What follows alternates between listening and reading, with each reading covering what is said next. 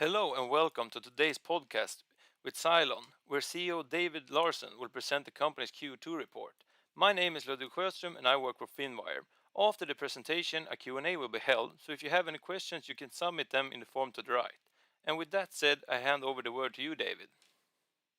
Thank you, and good afternoon, and welcome to Sileons Q2 report. Today with us is myself, David Larsson, as CEO, and we also have our CFO, Karin Persson, attending. So in today's call, it will be slightly longer than a usual quarterly presentation, given that we have experienced a large range of change recently over the past couple of months, as well as the name change and the strategy direction. By that, I will Sileon in a brief and who we are. We are a tech company that offers buy now, pay later functionality. And we offer that to banks, Fintechs, but also large merchants, and that means really large merchants. We're still a small company with containing of about 50 professionals, a vast majority of those within tech and product. We have a history of making a transition over the past couple of years from being what we call a buy now, pay later provider to a buy now, pay later tech company. In practice, that means that we, in the past, provided buy now, pay later for end consumers, and now have moved to provide buy now, pay later technology for others. We empower others to enable buy now, pay later. I mentioned that we had gone through a high degree of change over the past 12 months. We have a new board. Actually, as of this week, a complete and new management team. Also, the owner structure have changed over the past couple of years, and we have a clear direction on where to go and where we're heading. And Sileon is and will provide buy now, pay later functionality for an international customer base of Fintechs, banks, and large merchants. We also have a partnership with Visa that had gradually grown, and we formalized it this spring. Visa actually bring our technology in terms of our buy now, pay later platform to their customers, which are banks. Also, I think it's important to give a bit of background on the buy now, pay later tech market. We see, and also the personal loan industry, we would argue is in digital disruption. The younger generations are abandoning credit cards, and which means that and then the payment method that are really taking market share is buy now, pay later. Much paved by successful companies such as Klarna, Afterpay, etc., building a demand from at the younger generations for buying consumer credit at point of sales, which to large extent is buy now, pay later. Buy now, pay later is taking market share because it is digital, it's fast, at point of sale, requires you get the answer on the credit checks instantly, and it provides a smooth purchase experience online. The traditional industry provided consumer credit are now challenged by the market share gaining buy now, pay later. And these traditional industry to a large extent exist of banks and the financial institutions. They often sit on legacy technology and lack the technical capabilities to offer buy now, pay later to compete in the market space of personal loans. And this is exactly what Sileon provides and offer. We offer the buy now, pay later technology in terms of platform and solutions for financial institutions and large merchants to launch their own buy now, pay later. Our technology runs as software as a service. It's fully scalable and easy to connect for financial institutions and large merchants through modern APIs. That's a bit of a background on the company. So re-emphasize on what we do is that we enable our customers to launch buy now, pay later. And we're a technology company. We run in the back end for our customers to empower them to launch this by consumers' demanded payment method. To even more explain our market position and our customer segment base, we can divide buy now, pay later into 4 pillars. And those are the pillars you see on the left-hand side. And starting from the top, there is something called which we call the buy now, pay later offer, which consists of the consumer offering, the brand that the consumer sees, the consumer journey as such, but last but not least, the data of the consumer. That's one pillar that contains in a buy now, pay later experience. The second one from the top is financing. Buy now, pay later is by definition a consumer credit. So some credit and lending is needed in this experience. The third pillar from the top is buy now, pay later solution. We define that as the outreach to the consumer in terms of digital emails or portals, how you can pay your buy now, pay later invoices, for example. But it's also fraud detection, who's on the other side of the phone or the computer doing the purchase, as well as risk assessment. Can the lender really give this credit to the consumer? The fourth pillar, and now I'm from the bottom here, is the core, that the machine that is running all these type of transactions and scenarios. And we call that the buy now, pay later platform. It's really to view as a specialized industry ERP for buy now, pay later transactions. So these are the 4 pillars that are needed to run a full-scale buy now, pay later operations.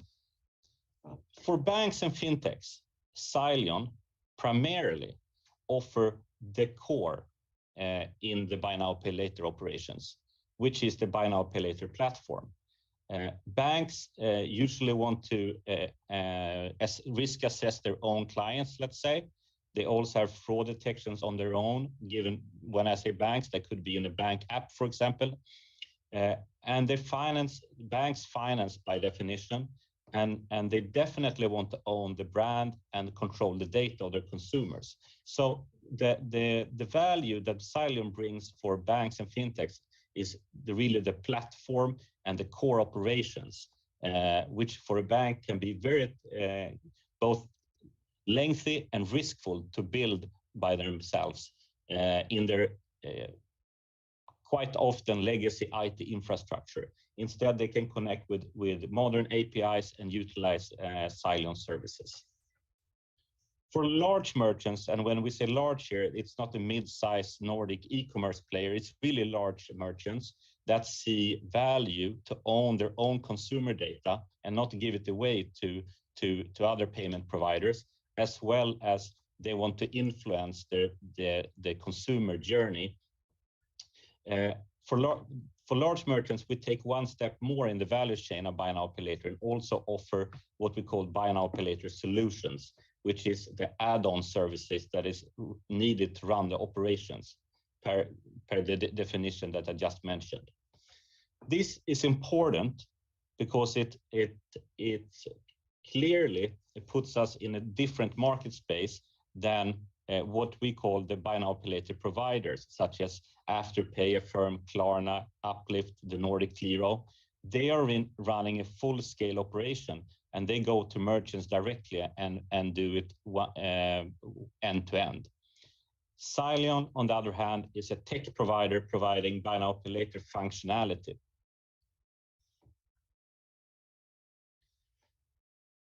As a company, we have clearly communicated financial as well as strategic goals. They go from this year until 25. And from the financial point of view, our goal is to have 80% year-over-year consecutive growth, meaning we will grow every year 80% until 2025. Our goals is also to have a positive Ebitda by 2023 and have a Ebitda margin that exceeds 50% by 2025. And that really prove and manifest Sileon as a software company. From a strategic and operational point of view, we will launch the Sileon buy now pay later platform commercially in Q1 2023. And this platform is something that we have been cooperating with Visa to launch for banks and financial institutions. This is the platform that Visa has agreed to partially finance Sileon to get to market as soon as possible. The second strategic goal is to have 40 enterprise buy now pay later customers by the end of 2024. And those customers are fairly large and typically a Visa customer, but not necessarily. We sell both directly, but also we go together with Visa.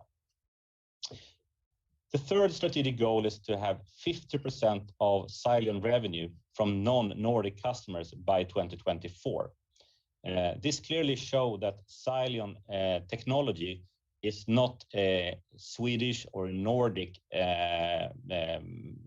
technology. It's scalable out. It's internationally scalable and can be used by Nordic as well as European or any other financial institution to run their back-end buy now pay later operation.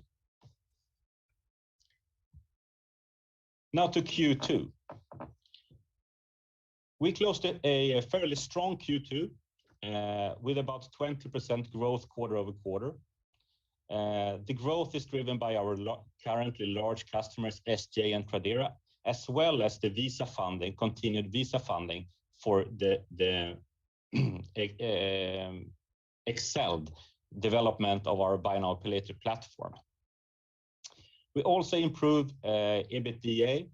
For this period, we end up negative 1.8, and that is to be compared with last quarter negative 4.5, and last year negative 5.8. We also did a new share issue of somewhat more than 70 million during the Q2.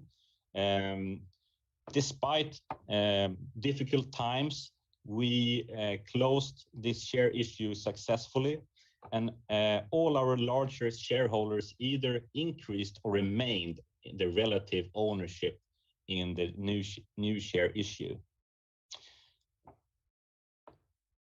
Given the strength in the Q2 of Sileon Q2, we feel, and I feel confident to manage the strategic financial goals for 2023, which again is positive Ebitda by 2023, as well as 80% growth each year. Sileon in 2022 is a lot about the operations, progress in operations, and the progress of our development of the buy now pay later platform. And I'm glad to say that we are, from an operational point of view, actually exceeding expectations and my expectations on where we should be. We follow the plan well, and we follow the plan to deliver on our strategic goal to do a commercial launch of our Buy Now Pay Later platform by Q1 2023. We did a name change and a new brand in springtime 2022, and after that we have started lightly to work with lead generating marketing. We see result. There is a demand out there. It's a clear international demand, not only Nordic, for Buy Now Pay Later functionality, and our pipeline is growing. The growth is approximately driven to 50% driven by Visa and to 50% driven on our own direct sales and lead generating activities.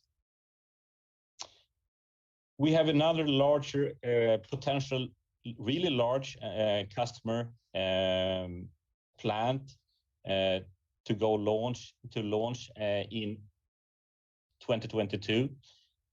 So in Q4, OK Q8, which is one of Sweden's larger retailer for fuel, is planned to go live with Sileon Buy Now Pay Later functionality. This will the expected revenue stream from OK Q8 will be gradual and be quite small in the first months and then gradually increase. But potentially, as I said before, this customer has the chance to become our largest customer. I'm also very proud to announce that Sileon leadership now is complete. Our last member joining is Thomas Bromander. He joined as Chief Sales and Partner Officer for Sileon, and he most recently joined us from Resursbank, but he also spent several years as a business development lead at Mastercard Nordics. Also, Karin Persson has stepped up as CFO during the Q2 period. By that, as I said, the Sileon management team is complete and totally engaged to continue the journey for Buy Now Pay Later as software as a service. By that, I thank you all for listening in to this call, and I open up the call for questions. Thank you so much, David. The first question here: has the list change from NGM main regulated market to Nasdaq's First North affected the company in any way? The list change enhanced the possibility for our current and possibly also future shareholders and owners to follow this company and the journey of the company, and so that's really the purpose. Yes. As you said a little bit in the presentation, OK Q8 Bank will start using your service this autumn. What will such a large customer mean for you? As I mentioned, the OK Q8 will launch gradually, step by step, and at the beginning, it means a lot from us that a large company and a large bank has chosen and put their trust in our technology and their Buy Now Pay Later, our Buy Now Pay Later functionality. From a revenue point of view, there is a potential that they become our largest customer, but that will be over time. Yes. And during this quarter, the company raised capital of approximately 65 million Swedish crowns by issuing new shares. And what will the money be used for mainly? Yeah, the new share issue was actually about 70 million, and the main usage for these funds are to further invest in sales capabilities, direct sales capabilities, as well as marketing capabilities. So the activities that I mentioned throughout the call, as well as complete the Buy Now Pay Later platform development, which is launched in Q1 2023. Yes. You had a strong quarter of a growth with 20%. What has been the main driver for the fine growth in Q2? The main drivers are our large customers, and as of today, we have two main large customers in SJ, the Swedish railroads, as well as the marketplace Tradera. Those really drive the growth, and I would say particularly then call out the increased travel at SJ. Yes. As you mentioned, also you have hired Thomas Bromander as the new head of sales and partners. With his routine, what will he be able to bring to your company? Except his personality, he brings a experience from, let's say, the payment sector, and also the experience and network from the customer base. The